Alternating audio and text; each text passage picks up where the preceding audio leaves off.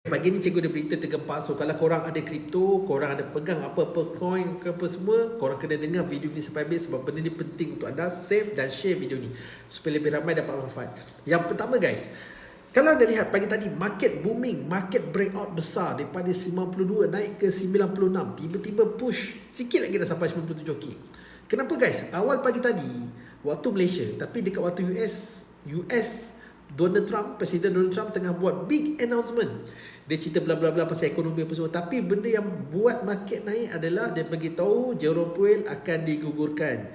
So kali ini Donald Trump menggunakan Justice of League untuk jatuhkan Jerome Powell dengan alasan dia salah guna dana, dia salah guna kuasa.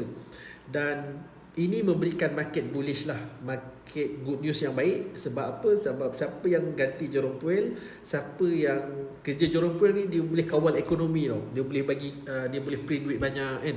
Dia boleh turunkan interest rate apa semua dan sebagainya. Tetapi dari segi fundamentally, kau kena dengar video ni alright. Memang market naik sampai 96k. Market ni sampai 96k, tapi korang kena hati-hati guys. Alright. Apa? Sebab fundamentally jika market breakout besar disebabkan good news, dia tak lama dia boleh jadi fake out. Alright. Sehingga kan dibuktikan bukan fake out, baru dia bukan fake out. Tapi sekarang ni kita kena ambil fasa berhati-hati. Pada 2 Mac yang lalu alright, 2 Mac yang lalu Donald Trump pernah announce tarif cancel. Korang lihat betapa tingginya market naik. Alright, daripada 93 naik sampai 96. Sama situasi kita sekarang ni. Sama, lebih kurang sama situasi kita. Naik sangat tinggi, kemudian keesokan harinya jatuh. Jadi sebagai langkah berjaga-jaga alright, jangan masuk dulu. Cikgu pun tak masuk dulu. Ambil profit dulu sebab dah breakout. Dan kita lihat masa dia retest, adakah dia resistant yang berjaya pecah tu, adakah dia akan menjadi support ataupun dia hanya sekadar fake out punya breakout dan dia jatuh balik ke paras 92k. So hati-hati. So masuk dekat paras yang baik, tunggu dulu sehingga hari Khamis ataupun Jumaat untuk anda buat decision.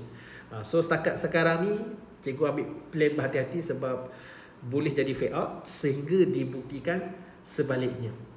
Alright. Cuma ada satu benda yang cikgu agak menarik ni. Kalau korang lihat gold 2 kali dah buat all time high. Alright.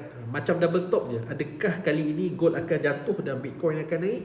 Alright. So benda ni cikgu akan bongkarkan dalam webinar cikgu pada Ahad ni guys, 9.30 malam. Sebab apa? Sebab menarik bila emas all time high dengan isu geopolitik yang tak menentu ni dan Bitcoin tak gerak-gerak, Bitcoin sideways, ini memberikan signal besar kepada money flow 2026 ni akan jadi tahun menarik yang sangat-sangat volatile, naik turun sebagainya. Dan memang menarik untuk kita jana keuntungan dengan cara trading.